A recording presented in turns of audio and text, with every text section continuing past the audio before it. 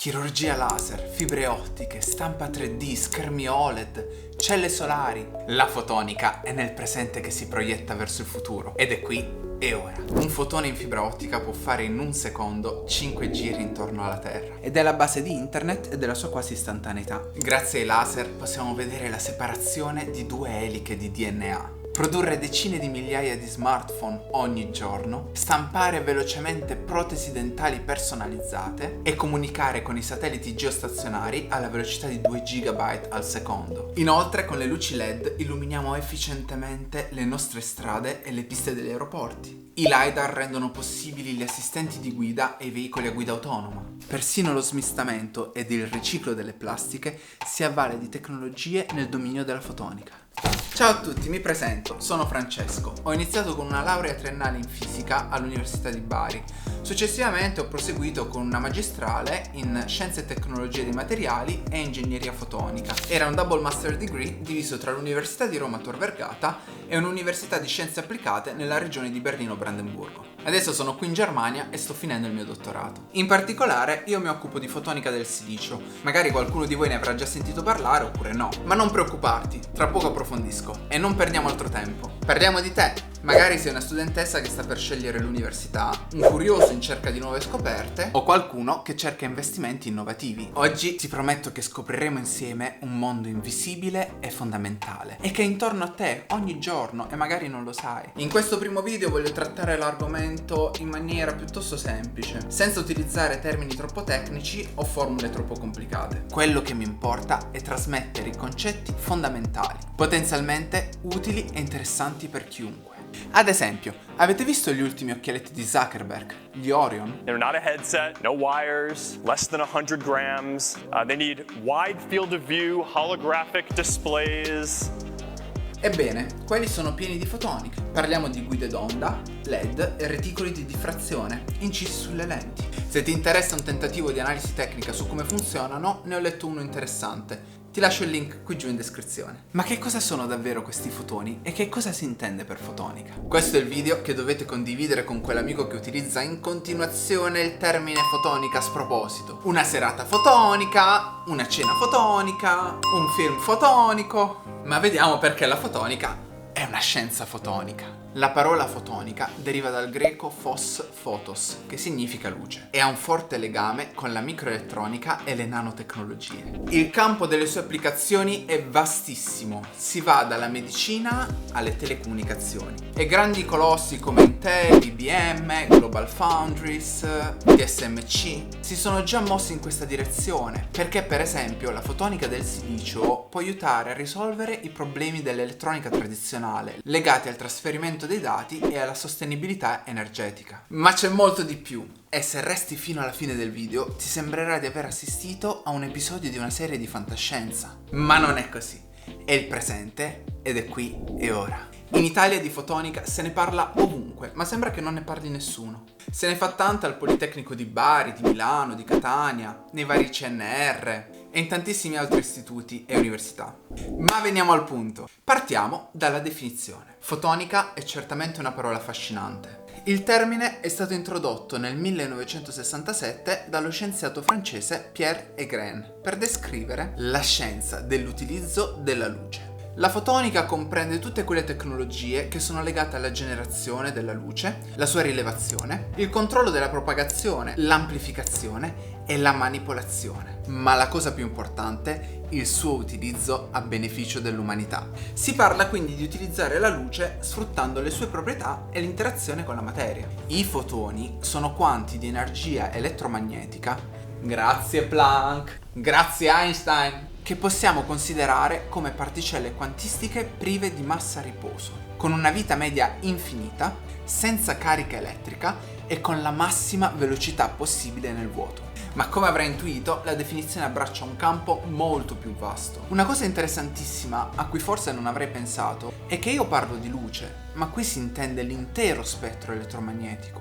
perché la luce non è solo quella che vediamo, sono onde elettromagnetiche. Si va dalle cortissime onde dei raggi gamma fino alle lunghissime onde radio, e tutte queste onde, seppure così diverse tra di loro, sono tutte governate dallo stesso set di equazioni, le equazioni di Maxwell. Ora in fotonica ci concentriamo in particolare su quella porzione dello spettro che va dalle cortissime onde gamma utilizzate per l'ispezione dei materiali, passando per i raggi ultravioletti, la luce visibile e l'infrarosso, fino alla radiazione in terahertz che si usa per esempio nei body scanner aeroportuali. In particolare, la luce visibile e l'infrarosso hanno delle lunghezze d'onda che interagiscono particolarmente bene con i materiali utilizzati nella fotonica, che sono figli di quelli dell'elettronica. E questo perché si può utilizzare la stessa expertise maturata nel corso di decine di anni e a seguito di miliardi di investimenti. Ma di questo ne parleremo in un altro video, quindi resta sintonizzato e iscriviti per non perdertelo. La luce visibile, come puoi immaginare, è fondamentale nei sistemi per esempio di imaging, come le telecamere. L'infrarosso invece è perfetto per i sistemi di rilevamento termico e i sensori, poiché permette di individuare calore e variazioni di temperatura. Ma non solo, è anche il filo infrarosso che permette di trasportare i dati nei sistemi di telecomunicazione a lunga distanza. Infatti avrai sicuramente sentito parlare dei chilometri e chilometri di fibre ottiche che attraversano il pianeta, persino sotto i mari, collegando i continenti fra di loro. Scusate, avevo messo le patate un attimo a bollire, che stavo preparando la focaccia secondo la ricetta di mia nonna. Dopo ve la faccio vedere e se volete vi do anche la ricetta. Ma torniamo a noi. Per quanto riguarda la generazione luminosa, si parla solitamente di laser, LED o quantum dots, quelli che per esempio trovi nei televisori molto costosi. Ma non solo. Per rilevare invece questa luce si usano soprattutto fotorilevatori basati su semiconduttori, effetti chimici o termici. Per manipolare le onde elettromagnetiche invece ci affidiamo a correnti elettriche, metamateriali come i cristalli fotonici e alle proprietà non lineari dell'interazione tra luce e materiali come il silicio. Insomma, il nostro kit di lavoro include l'interazione tra luce e materia e tutto quello che tecnologicamente ne possiamo fare, in campi vastissimi come la biologia, la medicina, la robotica, l'industria elettronica dei semiconduttori, la diagnostica non invasiva, il taglio laser e così via. Parlando di tecnologia, la verità è che la natura ha già fatto quasi tutto e non possiamo che continuare a imparare da lei. Prendiamo per esempio una specie di farfalla le cui ali sembrano blu. Si pensava fosse un pigmento, invece no. È un cristallo fotonico naturale. Stiamo parlando di metamateriali, che sono materiali le cui proprietà vengono ingegnerizzate per ottenere un certo risultato, anche semplicemente geometricamente. Ma approfondiremo questo tipo di strutture in un prossimo video. La fotonica si nutre dell'intersezione fra molti campi di ricerca e di conoscenza,